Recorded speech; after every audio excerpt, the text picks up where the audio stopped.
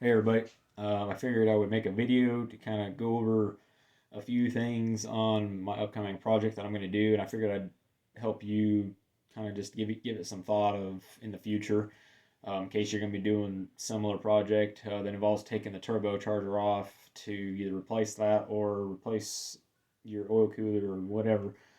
Um, and the first thing I want to go over is the oil cooler or the oil return line, not the oil cooler, but the oil return line from your turbo down to your block.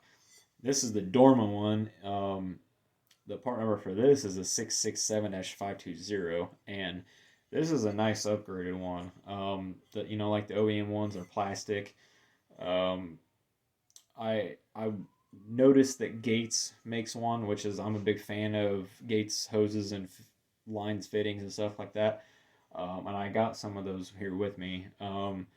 But theirs is plastic too, and I just didn't trust it, no matter even the brand. I wanted something more sturdy and more durable, so I went with this one from Dorman.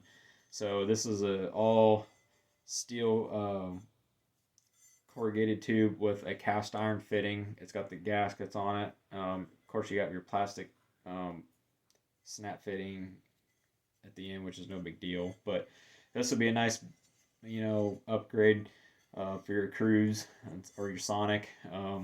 So keep that in mind when you take the turbo off. You might not want to go with that plastic one. You might want to go with this one because really, honestly, what the cost of this one is about the same price as what the OEM one is, and this is an upgrade, and you shouldn't have to replace this again, unless you really yank on it and break it or whatever. But the next thing I want to go over is your oil feed line from your oil cooler to your turbocharger. And I feel like these aren't changed out enough because I just don't think people really have that common sense to really know how often to change them or how important they are to your turbocharger. Um, but basically, these tend to fail. Um, from my understanding, uh, they first had only one O-ring here, and then it was leaking after a while, so they redesigned it and made it two O-rings, which seemed to help.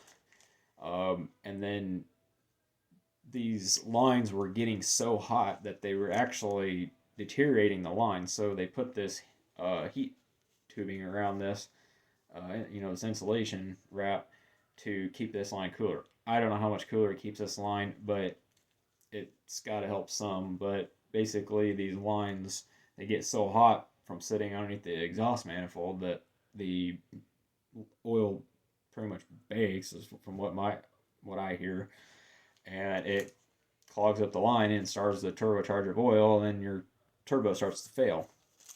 So I don't really know if there's an exact recommendation on how often you should change these in between oil changes, but for me, I feel like every 3 to 5 oil changes would be good. If you wanted to do it every oil change, it's totally up to you. It's easy to do. It's just two bolts. That's it. Um, and it saves your turbo. It's even cheap. It's a cost effective part, and this is a Gates one, so this is an upgraded one basically. It's a TL103, and it does come with the banjo bolt and the two washers, so you have that. And so that's good. You ain't got to go to the dealership for those. And the next thing I'm doing is I'm replacing the oil cooler outlet pipe to the thermostat. This is the GM one, and it comes with the gasket and the hose that goes to your thermostat. I wasn't aware that this came as one whole unit until I called it in the Chevy dealership, and they're like, that comes with the whole thing. So I'll be replacing that. I'm just replacing a lot of stuff that's to and from the oil cooler and the turbocharger, just to help preserve all that stuff, because those are expensive ass fucking parts.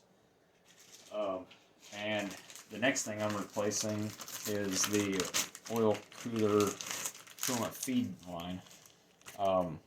This is another Gates line. The part number of that is a TL128. It comes with the fitting. It does not come with a gasket. I thought when I ordered it and I seen this here, I thought that was a gasket, and then I was like, oh no, that's just a protective washer deal for fitting. It's not no actual wash or seal. But this fitting comes off the line, and really there's a groove around this line towards about dead center of this fitting, and there's a retaining lock inside this fitting, and you just press this on, and it once you hear it click like that, it's not coming off. You're not gonna get this fucking thing off. It's easy to do. So these are all cost-effective parts, and it will save your turbo and your oil cooler. Next thing you want to make sure you have on hand when you're taking your turbo off is your V band clamp. These either break or the bolt completely strips out when you take it out, because it literally pulls the threads the opposite way, and you're not going to really be able to get it on unless you impact it on, but then chances are you're going to break it when you take it back off again. The next thing is I always get this one wrong.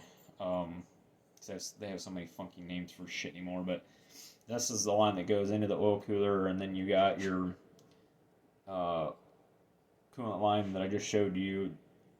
The coolant feed line, that little hose that's an elbow, that rubber elbow hose that connects here, and then you have your other hose that goes from here to your water outlet, and this is cost-effective part as well, so might as well just replace that. And then while you're in there, you might as well just change your exhaust manifold gasket. You don't have to change the exhaust washer. They call it exhaust washer, but basically it's this thing here that goes around your exhaust manifold. It's not that big of a deal to change it unless yours is like super rusty or broken or whatever, missing. I'm still on the fence of replacing the threaded studs and nuts for the exhaust manifold. I don't know if I want to get the OEM ones or not, but I'm more than likely, I have the size already, because GM didn't have the footnotes for it for some reason, so I had to do the work for them and find out the size and stuff. But I'm thinking I'm going to just get some header bolts from ARP or Edelbrock or True Light or something, and replace those, get those studs out of there, because they are getting rusty, and the rustier they get, the harder they're going to be to get out. But I'll make a little YouTube video on how to get those out, because a lot of people don't know how to get those out. Normally they have a hex end on them, so you get a socket on them, twist them out, but these don't. So when I do that, I will make a video on that, how to do that, because a lot of people don't know how to do that. So I will show you the right way to extract those and put them back on. So basically, that's what I'm doing. I'm going to be putting another order in tomorrow, because I'm making this video on the 18th, and I'm going to put an order in for the rest of my gaskets. And there's one other cooler line that I do not have that I tried to get from Gates, but none of the warehouses have it. Like, it's not available. Like, nobody can find it. So I'm going to have to get that one from GM, unfortunately. So, and the part number for that line is a TL236. Apparently, I don't know why they can't find it. Why nobody has it. And I've even looked online and Amazon. I can't seem to find the damn thing. But oh well. I mean, as long as I get a new one, so be it. I guess I'll just have to get the GM one. But basically, all this stuff that I'm doing is preventative maintenance to preserve that turbo and oil cooler. I know money isn't on everybody's side. It's not on everybody's side. I get it. So, I mean, everybody does what they can. But if you're like me and this is your only daily, might as well just replace as much shit as you can. And I will. One of the things I am going to be ordering that's on my list to call into Chevy dealership tomorrow is the oil cooler gaskets, because there's 3 or 4 gaskets on the oil cooler that I need to get, and 2 of them are towards the block, and then the other 2 are they're part of the oil cooler and that little box that connects to each other. So I'll be getting those. So there's 4 gaskets. So I'll be ordering those in that line and some other stuff in as well. So, and then the other gaskets, I'm going to order a couple more exhaust gaskets for my catalytic converter and my flex pipe, or my exhaust pipe. But I'm ordering those from Felpro through O'Reilly's, so I'll be getting all those coming. So my goal is to do this project this coming weekend. So, but you know, if you have any questions, feel free to ask. But as far as gaskets go, I recommend Felpro. They seem to seal a lot better. Hoses, I recommend Gates. Same as the belts and tensioners, I always recommend Gates stuff. Is whatever Gates makes for your vehicle, I recommend getting it over GM or other brands, because Gates really narrows it down in the technology and they know how to make a good product. So I recommend them and Felpro.